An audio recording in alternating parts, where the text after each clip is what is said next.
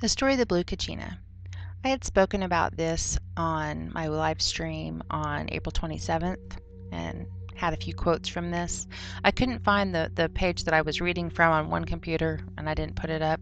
So I'd like to go ahead and read this now. Although I've looked at this website many times about the Hopi Prophecy and many other things, including the Book of Enoch, it also talks about archons. This website is full of really great information.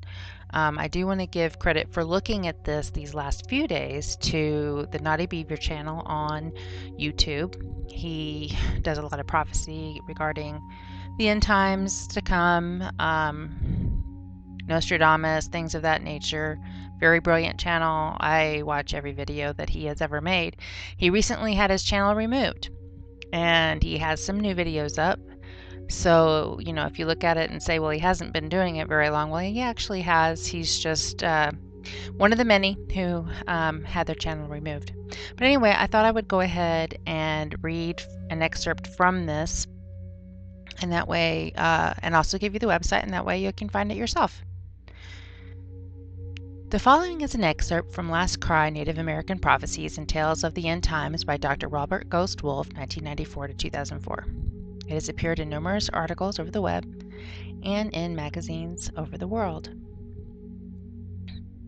The story of the blue kachina is a very old story, very old. I've been aware of the story of the blue kachina since I was very young. I was told this story by grandfathers who are now between 80 and 108 years of age. Frank Waters also wrote about Sakwasaho, the blue star kachina, in the Book of the Hopi. The story came from Grandfather Dan, oldest Hopi. And I know I probably mispronounced that very badly. Please forgive me. It was told to me that first the blue kachina would start to be seen at the dances and would make his appearance known to the children in the plaza during the night dance. This event would tell us that the end times are very near. Then the blue star kachina would physically appear in our heavens, which would mean that we were in the end times. In the final days, we will look up in our heavens and we will witness the return of the two brothers who helped create this world in the birthing time. Poganghoya is the guardian of our North Pole, and his brother Polangahoya is the guardian of the South Pole.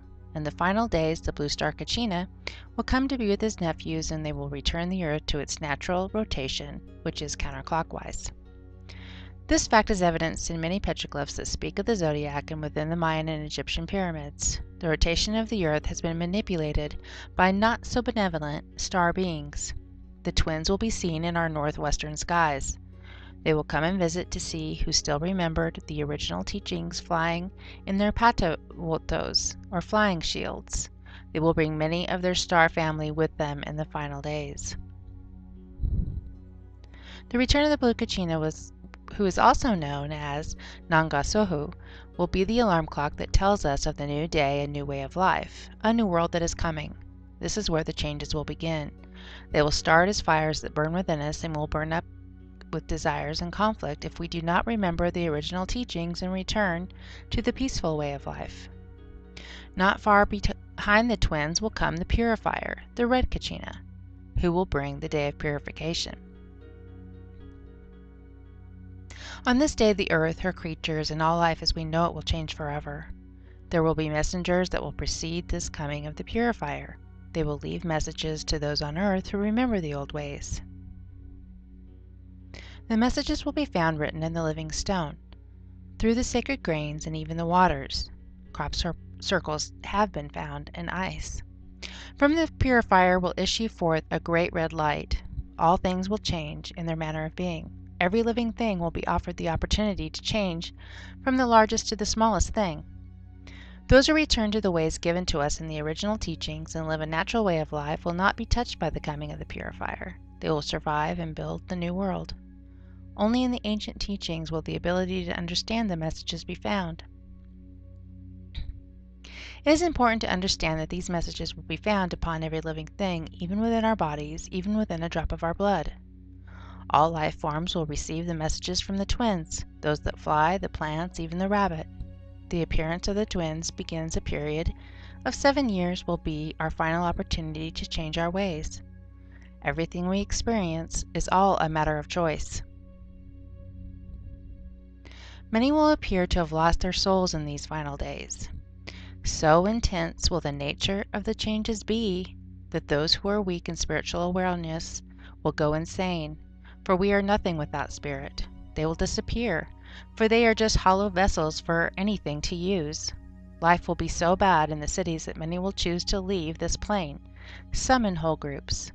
Only those who return to the values of the old ways will be able to find peace of mind, for in the earth we shall find relief from the madness that will be all around us. It will be a very hard time for women with children, for they will be shunned, and many of the children in these times will be unnatural, some being from the stars, some from past worlds. Some will even be created by man in an unnatural manner and will be soulless. Many of people in this time will be empty in spirit. They will have sempaku, no life force, in their eyes. As we get close to the time of arrival, the purifier, there will be those who walk as ghosts through the cities. Through canyons they will have constructed in their man-made mountains. Those that walk through these places will be very heavy in their walk. It will appear almost painful as they take each step, for they will be disconnected from their spirit in the earth. After the arrival of the twins, they will begin to vanish before your eyes like so much smoke. Others will have great deformities, both in the mind and upon their bodies. There will be those who would walk in the body that are not from this reality, for many of the gateways that once protected us will be opened. There will be much confusion between sexes and children and their elders. Life will get very perverted, and there will be little social order. In these times many will ask for the mountains themselves to fall upon them just to end their misery. Still others will appear as if untouched by what is occurring. The ones who remember the original teachings and have reconnected their hearts and spirit. Those who remember who their mother and father is. The Bahana who have left to live in the mountains and forest. When the purifier comes, we will see him first as a small red star which will come very close and sit in our heavens watching us to see how well we have remembered the sacred teachings. This purifier will show us many miraculous signs in our heavens. In this way we will know Creator is not a dream. Even those who do not feel their connection to Spirit will see the face of Creator across the sky. Things unseen will be felt very strongly. Many things will begin to occur that will not make sense, for reality will be shifting back in and out of the dream state. There will be many doorways to the lower world that will open at this time. Things long forgotten will come back to remind us of our past creations. All living things will want to be present for this day when time ends, and we enter the forever cycle of the fifth world. We will receive many warnings allowing us to change our ways from below the earth as well as above. Then one morning in a moment, we will awaken to the red dawn. The sky will be the color of blood. Many things will then begin to happen that right now we are not sure of their exact nature, for much of reality will not be as it is now. There will be many strange beasts upon the earth in those days, some from the past and some that we have never seen. The nature of mankind will appear strange in these times. We walk between worlds, and we will house many spirits even within our bodies. After a time we will again walk with our brothers from the stars and rebuild this earth, but not until the purifier has left his mark upon the universe. Nothing living will go untouched, here or in the heavens. The way through this time, it is said to be found in our hearts and reuniting with our spiritual self. Getting simple and returning to living with and upon the earth and in harmony with her creatures, remembering that we are the caretakers, the fire keepers of the spirit. Our relatives from the stars are coming home to see how well we have fared in our journey. So that's just an excerpt of part of that book, and that's the one that I was referring to on the April 27th broadcast. And I hope you enjoyed that. It's very interesting. There's a lot of things to that. It says that we're going to be walking between worlds. There will be many strange beasts upon the earth, some from the past and some we've never seen.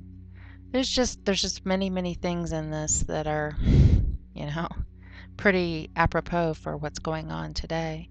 It also says life will get very perverted, little social order, and many times men will ask for the mountains to fall upon them. So I don't know. I'm hopeful for the things to come, but I think that this prophecy is playing out right now.